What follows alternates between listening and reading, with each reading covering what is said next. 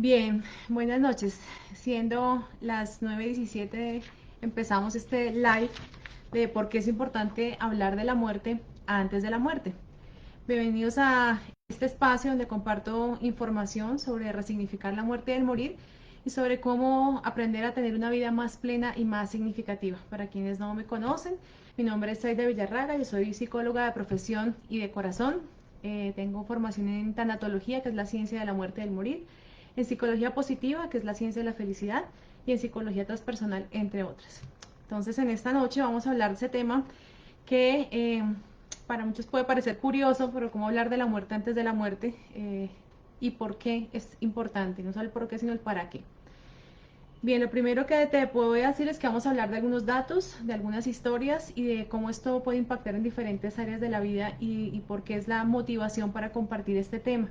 Y que esta información está basada no solamente en una referencia bibliográfica, sino en la experiencia profesional a lo largo de estos años de trabajo con pacientes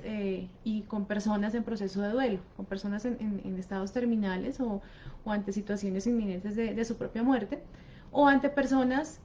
o con personas que están procesando o han procesado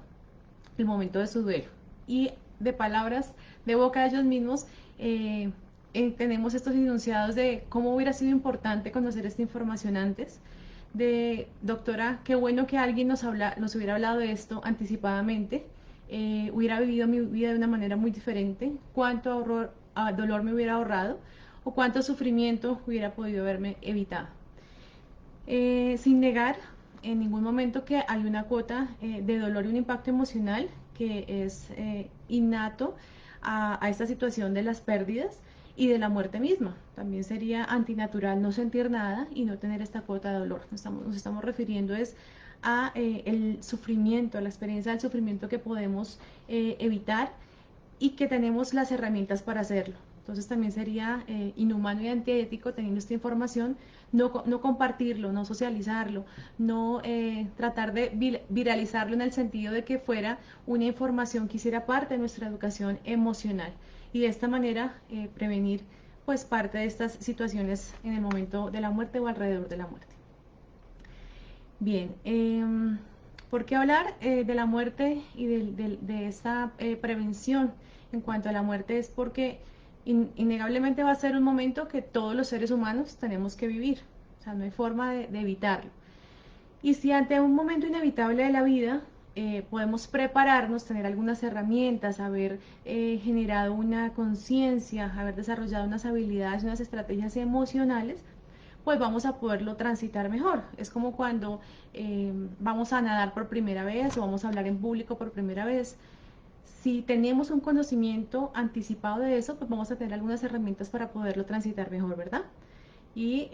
si llegamos a ese instante, de pronto solo sin saber nada o teniendo una idea vaga o de pronto una idea errónea de lo que es, pues vamos a tener que vivir unas experiencias de pronto no agradables, con mayor dificultad. Pensemos en algún aprendizaje que hayamos tenido en nuestra existencia y que si nos hubiéramos preparado anticipadamente hubiera sido mejor. Pongo el ejemplo de nadar porque puede ser muy práctico y que la mayoría podamos haberlo vivido, que una cosa es que nos digan teóricamente cómo ha sido la cosa o cómo es cuando lleguemos al borde del río o del mar hacerlo, y más si es en una situación inminente, que si hemos durante un periodo anterior habido practicado, haber hecho un entrenamiento, habernos ejercitado, pues vamos a tener también mejores capacidades para responder ante ese momento. Bienvenidos a todas las personas que gradualmente se van conectando en las diferentes redes. Bien, lo otro es porque, como les comentaba al principio, teniendo información directa de las personas que están viviendo este proceso, que lo están sintiendo en carne propia, pues el poder socializarlo con otras personas que no han vivido el momento o que tienen expectativas hacia el respecto, les puede dar una información importantísima que no van a tener sino hasta ese momento final. Entonces, la idea aquí es compartir esta información de una forma anticipada. Eh, algunos datos ante situaciones de muerte en las familias se presentan diferentes situaciones, por ejemplo, los divorcios, cuando hay muerte en la familia, puede ser de un hijo, de un familiar cercano, cuando la familia, cuando la pareja no tiene una comunicación cercana, asertiva, o hay eh, como situaciones previas que no han sido resueltas en la familia, este momento de la muerte puede ser un momento crucial, que muchas veces no logra trascender y genera procesos de separación y de divorcio. Depresión, casos de depresión que se generan posterior a la muerte de un familiar. Porque no estábamos preparados para ese momento, porque nunca siquiera pensamos en la posibilidad de cuando llega ese momento es tan impactante que no logramos tener las estrategias para lograr atravesarlo, porque no es que lo trascendamos sin haberlo atravesado, no es negar el dolor, sino justamente atravesarlo, pero teniendo unas estrategias alrededor, unas estrategias de un entrenamiento físico, de unas herramientas emocionales, de un grupo de soporte que nosotros tengamos, de no tener pendientes con esta persona. Por ejemplo, un caso que ocurrió el año pasado, antepasado, de un odontólogo conocido de nuestro ámbito. Su hija había fallecido por un accidente, no fue ni siquiera un suicidio, no fue una muerte intencional, y era muy cercano eh, con esta hija, y le generó un impacto tan grande porque obviamente no esperaba. Normalmente pensamos que van a morir primero las personas más antiguas, más de edad de nuestra familia, y no esperamos la muerte de otro tipo de personas, o que no estén, por ejemplo, en una condición de enfermedad. Fue tan difícil para él realmente asimilar esta situación que él terminó suicidándose posteriormente porque no logró elaborar. Imagínense el dolor agregado que quedó para la familia de esta persona, cuando además de estaban procesando el duelo de esta otra persona, llega este nuevo duelo. Cosa que en gran medida se puede evitar en la medida que nos podamos relacionar de forma más asertiva y más consciente con el momento más cierto de la vida, que es la muerte. Eh, Duelos crónicos. ¿Por qué es importante? Porque podemos evitar duelos crónicos, llamados por algunas personas duelos patológicos. Es cuando realmente este dolor nos sigue embargando muchísimo pasados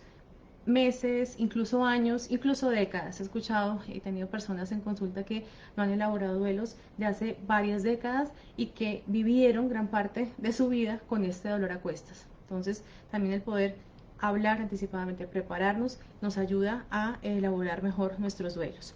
Para no paralizar nuestra vida, que se relaciona un poco con lo que acabo de decir, pero a veces no es que quedemos haciendo un duelo permanente, sino que realmente perdemos el disfrute, nos cuesta entrar de pronto a una relación amorosa nueva, si la persona que se murió fue la pareja, nos cuesta volver a creer o confiar en poder tener otro hijo si fue un hijo el que falleció, o toca cosas elementales de nuestros proyectos de vida. Entonces, el trabajar el tema, el saber que es parte de la vida misma, el cómo procesarlo en ese momento, el que no queden pendientes, nos puede ayudar también para que estos duelos sean mejor y para que la calidad de vida de la persona que queda sea mejor. También porque en el momento de la muerte, el poderlo, podemos tener unas muertes, digamos, las medicalizadas, o unas muertes inconscientes, en el sentido que estamos obviamente luchando por mantener la vida, pero cuando ya hay un momento inminente en el cual no se va a lograr la cura de la enfermedad y solamente la prolongación, muchas veces a costa de la calidad de vida, este tiempo se podría utilizar para más bien tener una despedida consciente, un proceso de desapego gradual y consciente, en lugar de negarnos a la realidad que viene. Y el hecho que la neguemos no significa que no vaya a ocurrir, sino simplemente que muchas veces queda el dolor ahí más profundo, porque entonces, por evitar despedirnos, no nos despedimos, no dijimos y aclaramos cosas, no pedimos perdón, no dijimos te amo, no dijimos lo lamento, no dijimos gracias, y es más bien un momento para transitarla de forma consciente en ese sentido. Entonces tenemos estas muertes, digamos, negadas, o estas muertes conscientes. Obviamente existen diferentes tipos de muerte. Hay muchas situaciones en las cuales no se va a dar este proceso, porque son accidentes, porque son muertes violentas, pero en muchas ocasiones sí se puede realizar, y es allí donde vamos a como propiciar o intentar desarrollar un nivel de conciencia mayor. Ahora, incluso ante este tipo de muertes que son violentas o no esperadas, inesperadas, el hecho de haber trabajado anticipadamente este concepto de la muerte, cómo me estoy relacionando con esto, nos permite, nos ayuda, nos posibilita que cuando llegue, en el momento que sea y de la manera que sea, nuevamente no evitar el dolor, pero sí poderlo asimilar de una manera más tranquila, más consciente, más que podamos ser apoyo para los otros miembros de la familia o que podamos realizar este duelo de una forma más activa. También en procesos en los cuales las familias se desestructuran cuando se dan estos procesos de muertes. A veces una persona es el núcleo de como el pilar de esta familia. Si esta familia muere, tiene que ser, por ejemplo, las madres o las personas que en la familia consideramos que son como el centro de la familia. Y cuando esta persona falta, entonces el volver a reestructurar la realidad y la cotidianidad sin esta persona también muchas veces desestructura o divide las familias. En otros estilos las cohesiona, pero cuando es una familia muy nuclear, cuando no siquiera hemos pensado en la pérdida, por ejemplo, de los padres o de las madres, que ocurre mucho no solo con hijos únicos, sino con familias nucleares grandes, entonces se genera también un impacto, un sismo importante en la familia. Te puedo contar varios casos relacionados con este proceso de morir sin conciencia o de morir conscientemente, y cómo en mi experiencia personal y también de lo que he leído, investigado y la literatura nos muestra, se ve una sustancial diferencia cuando la familia y la persona pueden estar conscientes del proceso. A veces la persona puede estar consciente y la familia no genera esa conciencia, y a veces la familia genera la conciencia y la persona no. Lo ideal sería que uno y otro puedan realizar el proceso para que en conjunto este proceso sea un acompañamiento más bonito, como cuando nace un nuevo ser y estamos todos cerca y acompañamos el proceso. De la misma manera, poder despedir amorosa y conscientemente a este ser que seguramente compartimos muchas experiencias bonitas, importantes y significativas, y que en su partida, con certeza, este ser en su amor desea que nosotros continuemos la vida con ese nivel de amor y de lucidez, y no que la paralicemos o que este dolor sea tan embargante que deje congeladas algunas o varias áreas de la vida por mucho tiempo, o a veces para toda la vida. Te puedo contar el caso también de un paciente muy querido que de pronto en algunas personas que vieron los lives anteriores pudieron conocer, de un paciente ya de edad, unos 78 años, con una enfermedad crónica terminal, diagnosticado de hecho de hacía ya varios meses, con quien tuvimos un proceso, pudimos tener un proceso largo y consciente en esta conciencia de muerte, y como en las consultas iniciales tenía aprensión más al proceso psicológico que al mismo tema de la muerte, porque hablar de la muerte fue para él un aliciente de poderlo hablar con alguien que no era su familia y que escuchaba y que no le decía no, cállese, no hable de eso, él lo está llamando. Entonces fue positivo, pero tenía aprensión en cuanto al espacio psicológico con el que no había tenido una experiencia previa. Y comienza a tener una pérdida en sus funciones debido a su enfermedad, tiene que quedarse cada vez más quieto, pierde la movilidad física, pero mantiene la conciencia y la lucidez mental hasta el último momento de su vida. En estos meses, el desarrollo del trabajo que se hace es justamente aclarar los pendientes que estaban, poner en palabras expresas la emoción que estaba viviendo en cada proceso, y encontrarle un sentido a ese momento de su vida, a cada momento incluso del proceso en el que iba perdiendo gradualmente ciertas capacidades o ciertas funciones. Y esta resignificación justamente tanto de su vida como el proceso de la muerte fue algo que transformó profundamente su existir y dio un sentido diferente. La familia, a su paso, comienza un proceso también de aceptación, principalmente de algunos de los miembros que estaban con una mayor resistencia al tema y un mayor apego, y comienzan a tener un proceso de hablarlo, de expresarlo, de poner en paz temas que estaban pendientes, del poder despedirnos, del poder arreglar cosas a nivel económico, a nivel emocional, a nivel físico, porque eso es algo que también no pensamos, sino hasta ese momento. Hay unas dimensiones de la muerte, como las llamo yo, que en ese momento son supremamente relevantes, pero que solamente es hasta ese instante es que nos damos cuenta que las hemos dejado pues ahí pendientes y que no las tenemos organizadas para el momento de nuestra partida. Eh, ¿Y cuál es la importancia de hablarlo antes o mucho antes? Eh, ¿Por qué no hacerlo solamente en el último momento de la existencia? Primero porque no sabemos cuándo va a ser ese cuándo, ¿no? Realmente ni siquiera aquellas personas que tienen un diagnóstico terminal tienen con total certeza, saben en qué momento, en qué hora, en qué circunstancia va a ser. Y para el 99% de la población del mundo va a ser así, aunque es el hecho más cierto, es a la vez el hecho más incierto en cuanto a saber la hora exacta. Entonces, es como cuando nos vamos de viaje, ¿no? Tener lista esta maleta si la hemos podido organizar con tiempo. Entonces, primero porque es el momento, hay una incerteza grande, aunque es la mayor certeza. Eh, lo segundo es porque aunque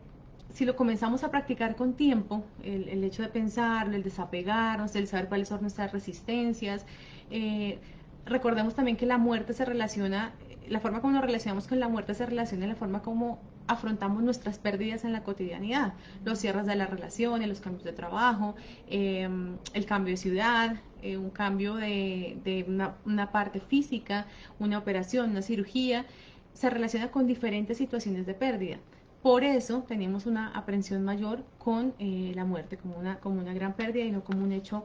orgánico natural. Entonces, aunque puede ser posible educarnos con relación a la muerte, puede ser incluso fácil, entre comillas, en el sentido de que como si estuviéramos aprendiendo un idioma diferente, un mandarín avanzado o ruso, alemán, si lo hacemos con tiempo y nos vamos entrenando, pues va a ser fácil, es posible y reduce gran parte de la experiencia del sufrimiento. Eh, Hay duelos en los cuales las personas duran meses haciendo un proceso psicológico de elaboración de la pérdida. Hay veces que no hacen el proceso, pero la calidad de vida queda afectada. Entonces, si podemos evitar pasar por ese espacio de tiempo en esa cualidad de la emoción, no porque no vayamos a tener que vivirlo, porque implica un tiempo y una acción consciente, sino que lo hagamos de una forma en la que tengamos la forma de expresar las emociones, en que tengamos el tiempo para estar con un recogimiento y una expresión, una canalización de las emociones, que va a pasar por ciertas fases que han sido descritas por varios teóricos, comenzando por Elizabeth Kubler-Ross, que fue nuestra gran tanatóloga. Eh, es lo que nos lleva a hablar de este tema a través de esta información de forma anticipada y consciente. Entre más nos familiaricemos con ella, la comencemos a escuchar, comencemos siquiera a pensarlo, esto nos va a ayudar a hacer una aproximación sucesiva y una desensibilización sistemática a este tema que nos genera inicialmente temor, aprensión, pero que podemos transformar y que podemos reaprender. No es necesario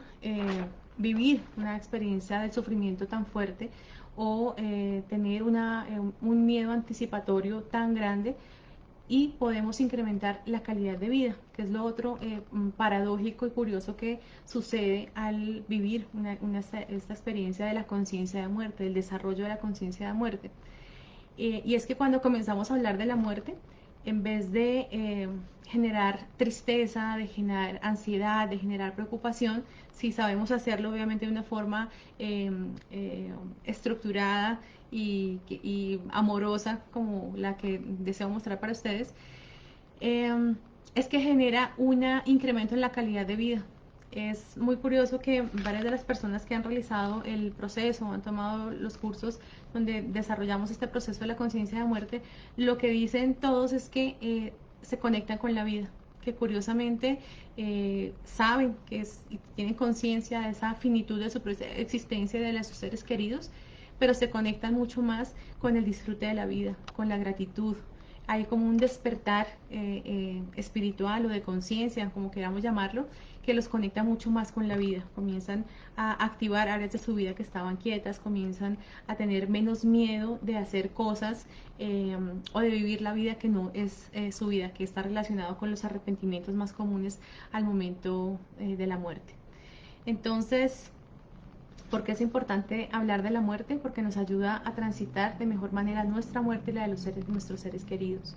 Porque nos genera paradójicamente y paralelamente mayor bienestar y mayor calidad de vida. Porque va a prevenir a futuro que si hay ciertas situaciones a nivel familiar y personal, sea este el detonante para que se generen o se presenten otros síntomas a nivel emocional, a nivel físico. Incluso muchas veces desarrollamos enfermedades a nivel físico por aquellas emociones que no logramos canalizar óptimamente. eh, Nos aislamos muchas veces socialmente. Entonces son cosas que de una manera tranquila, de una forma segura, podemos y es posible transformarla. Podemos reeducarnos en este proceso de la muerte y el morir. Y les pregunto a todos ustedes que están escuchando ahora, que lo están escuchando en diferido, ¿cuál quisieran que fuera la forma de su partida? Si es algo que sí o sí vamos a vivir, queremos vivirla como de una forma inconsciente y probablemente sobremedicalizada, o podemos vivirla de una forma más consciente, despedirnos o dejar nuestras cosas en todos los aspectos y nuestras dimensiones de la vida y de la muerte tranquilas. ¿Cómo quisiéramos transitar la pérdida de un ser querido? ¿Cómo quisiéramos que nuestros seres queridos transitaran nuestra propia pérdida o acompañar nosotros las muertes de otros seres queridos? Si es una situación que es biológicamente absolutamente certera, pues psicológica, espiritual y comportamentalmente tenemos la capacidad de educarnos en esta área. De cada uno de estos temas, créanme que hay bastante por hablar y por profundizar, pero este es un gran abrebocas para que podamos justamente comenzar a acercarnos y tener estas primeras experiencias muchas veces sobre este tema, o muchas veces encontrar finalmente un espacio, como lo han expresado varias personas a través de sus mensajes, donde finalmente pueden hablar de este tema de una forma tranquila, segura, amorosa, no muchas veces con la mofa o el chiste que la gente hace o la subestimación del tema que hacen en ciertos contextos. Muchas gracias por su tiempo. Si hay alguna otra pregunta, la pueden dejar para responderla posteriormente. Mil gracias y feliz noche para todos.